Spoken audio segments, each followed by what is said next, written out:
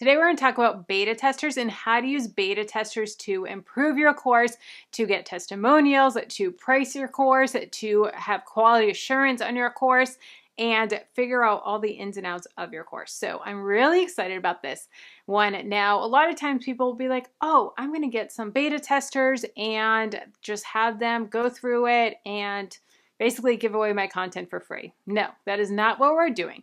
With beta testers, you want ideally like 30 to 50 people to apply to be a beta tester. Now, you are not going to accept everyone as a beta tester. You need to qualify them. What you're going to do is you are going to have them send you a testimonial. I prefer video testimonial of some of your free content. So what this is going to do is you're going to be able to see how they are in giving video testimonial. Are they nervous about it? Do they know how to film in landscape? Do they know how to follow directions? Are they giving you a good quality testimonial? Or are they just saying, yeah, the stuff was great, I learned a lot? Okay, that's not helpful. So you're going to be able to visually see how they are with giving a testimonial. Now, I personally like to give them some prompts, give them some things that you want testimonials on. Like, what did you learn from this? What were your biggest takeaways? How did you feel before you consumed this content? How do you feel after? What was the transformation?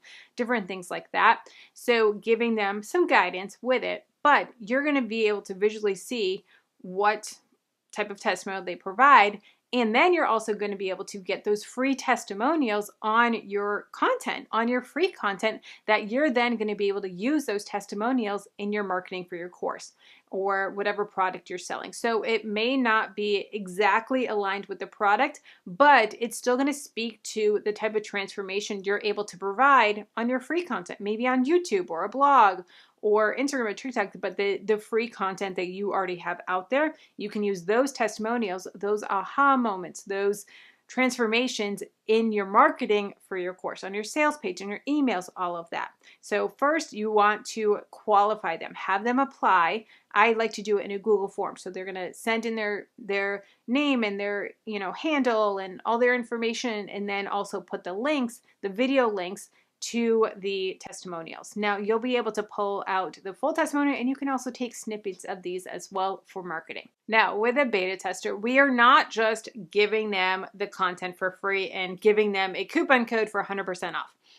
I know this is scary. I know this is nerve-wracking, but we want quality. And I have found, trial and error, but I have found when I do this, I don't get the testimonials, or they're crap, or it's months that go by when I gave them a deadline, but since it was free, they're not as dedicated to giving you that feedback back or that testimonial back. So what I like to do is the rebate method. So what this is you may give them 50% off. So say your course is $500. You're planning on pricing it at $500. You're going to say, okay, I'm going to give you a 50% discount to make it $250. After you complete the testimonial, after you go through the whole course, all the requirements that we're going to talk about, go through everything, then you provide the testimonial and all the feedback and answer all my surveys and questions, then I'm going to give you the $250 back. So in the end, if they do everything, it's going to be free for them, but they do need to invest a little bit up front, so that way you're knowing that you're going to get this money back. So it's just like a rebate on, a car, or a rebate on a service or product that you would have. I know these were really popular in like the 90s, of these rebates on like long receipts or on appliances. These used to be really popular. So doing the rebate method, you're going to have them pay a certain amount upfront, maybe 25%, 50% upfront. Then they complete all of the content. They fill out your survey. They give you all the feedback, everything, the testimonials, and then you give them the rest of the refund back. And when you're doing this, you want to make sure that you set a deadline as well. Give them 2 weeks, give them 30 days, but you want to make sure that you have that hard deadline so that you say, okay, at the end of 30 days, we need this back, or else you don't get your rebate. So that also really incentivizes them to get the information back to you. with your beta testers as well, you want them to be quality assurance. You want them to be quality control. You want to make sure that they are clicking on every single link. You want to make sure that they are reading through everything, make sure there's not typos. There may be typos in your slides. There may be typos in your copy. There may be typos in your email funnel. You want to make sure that they're going through the whole funnel as well.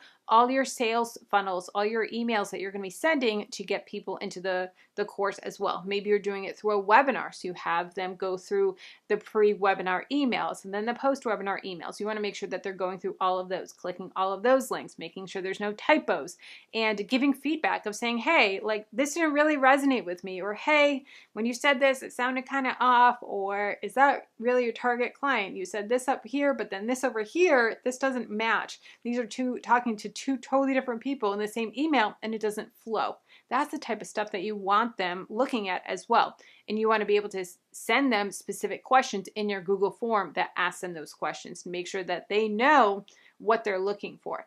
I like to also have this up front for them so that way they know what questions I'm going to be asking, so that as they're going through the content of the course and the emails, they can start thinking, okay, Kelly's going to be asking me about, what did it feel like? What journey? What emotions did it bring out? What was my transformation? What did I get from it? What am I going to learn? I can be thinking about all that as I'm taking the course. If you want to go even deeper into ThriveCart, I have a free course that walks you through ThriveCart, setting up ThriveCart, all the ins and outs of ThriveCart. It's a over-the-shoulder type of view where you can see exactly what I'm doing click by click. It goes to the ins and outs of setting up a course, launching a course, and like I said, it is completely free, so definitely check it out down below in the description. And I do want to say, if you don't have ThriveCart yet, I have a link for 50% off of ThriveCart lifetime access, which is amazing about ThriveCart. There's other course platforms where you have to pay monthly or annual, but with ThriveCart, it's lifetime access, and I have a link for 50% off. I do receive a small commission if you use my link, but like I said, you get the 50% off discount for using the link, and you help support me and my family, and so I can continue creating free videos like this for you and free courses like the one down below in the description. So check it out, check out the course, and check out ThriveCart if you have not already. Now, one pushback that I've gotten in the past when I have people be my beta testers and they may not be my ideal client, and they're like, okay, Kelly, this was really awesome, but I don't create courses. Like if I were to have a beta tester on this course, my ThriveCart course, how to create and sell courses on ThriveCart. If I have someone that is going through the content and they're not my ideal client, I really shouldn't have them as a beta tester. But say they are, say it's my mother-in-law, or say it's, a friend or someone that's going through it. Ask them, who would this be ideal for? That could be an amazing video testimonial. Maybe you have a course on picky eating. You have a course for parents of toddlers of picky eaters, and maybe your kids are teenagers, and that was a long time ago, but you kind of remember those days and you still want to be a beta tester for them. You could do a video testimonial saying this course would be ideal if you have a toddler that is constantly throwing their food on the floor. If you have a toddler that takes one bite and licks it and says, nope, I don't want it, and doesn't do it. That would be an amazing testimonial of saying this course would be great for, or if you struggle with this, this would help with X, Y, and Z. So even though it doesn't specifically pertain to them, you can still use that video testimonial. And with the video testimonial, I want to say as well, you can pull quotes from it in text. Now, I personally think that video testimonials are the most powerful because we can visually see them. But you can also make quote images with the person's face on it. They can have them send in a headshot or just a casual picture where you can put their face on it and their name, their first name, and then the text. And you can use that in your marketing as well. So even though they're sending you the video, you can pull quotes from it to use in written text as well, or social media posts as well. Okay, let's talk about pricing. So with beta testers, they can help you with pricing. Some questions that I like to ask beta testers when I'm sending them that survey is I ask them, what do you think that this course would save you? Or how much money do you think you would make after a year of taking this course? So say you have a course that's helping them become a virtual assistant, and you say, after a year of watching the course, launching your business, how much money do you think you'll make? And you're like, you know what? Dang, after this, I think I can make 40K this year as a virtual assistant. In 12 months, I could make 40K for sure. Or, you know what? This could save me a good $10,000 on travel. You know, if you have a course on travel rewards and using credit card points and saying, this could save 10K, I could go on some crazy trips around the world by using what I learned in this course.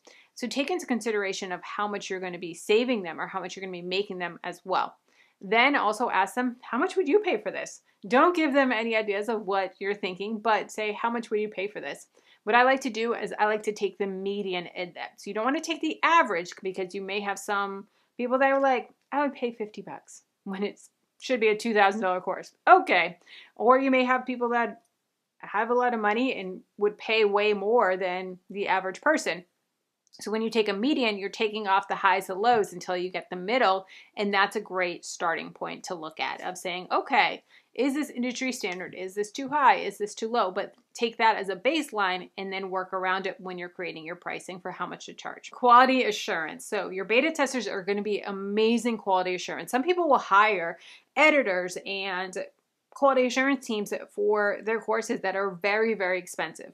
If you don't have that budget, I totally get it. You can use your beta testers as quality assurance.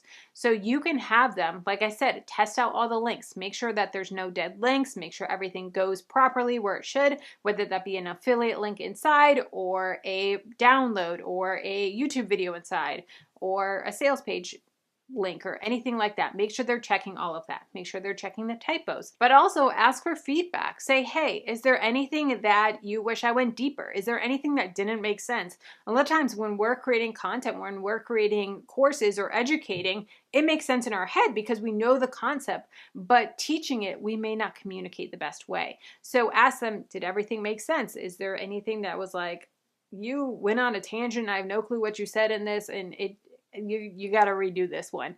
Now, I know that when we create a course, we put so much of our heart and soul into it and so much work into it. And we're like, we're good. Everything's good. Everything's edited, uploaded to the platform, and we just want to launch. Take that feedback. It's going to suck. I know. So take it and edit and improve and use that as a way to better your course. Don't take it as, well, yeah, I know you said that, and I know half of the people said that, but I am so proud of the course and I think that it's perfect. Take your pride out of it. Take your ego out of it and improve. Now, if one person out of 50 says it, maybe ask some of the other people, hey, this person said this, do you think I'd need to? And they may say, no. Maybe that person knows nothing about the topic and they're just your neighbor down the street that is a beta tester. Okay, maybe take that with a grain of salt. But for the most part, really lean into your beta testers and use them as quality assurance. Use them to improve and, like I said, take your ego out of it. So that is how you can use beta testers to really improve your course, to really say, okay, this is what we can do for getting testimonials. This is how we can price it. This is how we can get quality assurance. They are gold. And like I said, you don't have to just give away the content for free without exchange of a testimonial. Check out the description box for tons of resources and discount links for you. Now that you know how to get beta testers for testimonials and quality assurance, the next step is to increase sales by having a guarantee. There's 4 different types of guarantees to choose from that's really going to help you to increase sales and help you to lock in those buyers. So check out the video here.